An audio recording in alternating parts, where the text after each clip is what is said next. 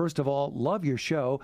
The most interesting thing I've learned listening to your show is that there are so many other historical books and letters that support the Catholic theology. St. Ignatius of Antioch is one example. The question that I get from Protestants is, quote, if these books and letters are so important, why were they not included in the Bible?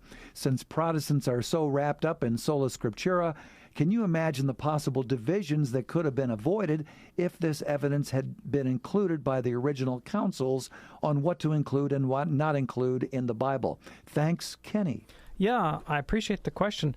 The objection presumes a wrong doctrine of the Bible.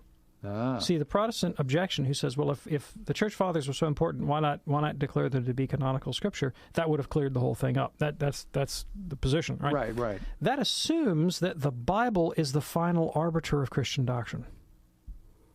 So if you're a Protestant and you think, well, we need to have a book to settle our theological differences, so why not be as explicit as possible in the book? And the fact that the Catholic Bible, and for that matter, the Protestant Bible, are inherently ambiguous on so many theological questions. It's not sufficient to settle our disputes. Why don't we just pack it with all the right information so it can settle our disputes? That assumes that God gave us the Bible to settle our disputes. That is false.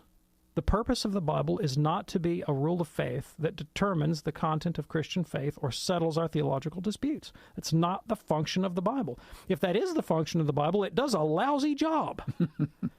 Because the Bible is the source of most of the disagreement within the Christian faith.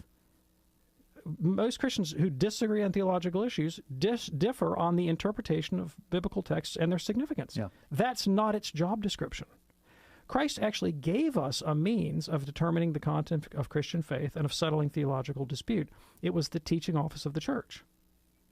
So a better question is not, why don't you pack the Bible full of the church fathers? The better question is, why don't you listen to the church fathers and to the church that Christ founded? Yeah. When Christ made provision for handing on the faith, he didn't say, go into all nations and hand them the Bible. He said, go into all nations and teach everything I've commanded you, oral tradition. And I'll be with you, promise of divine assistance. I'll be with you to the end of the age. So listen to Christ and the church that he founded. Whoever hears you, hears me, Christ said. Good advice. All right, Kenny, thank you so much for checking in with us.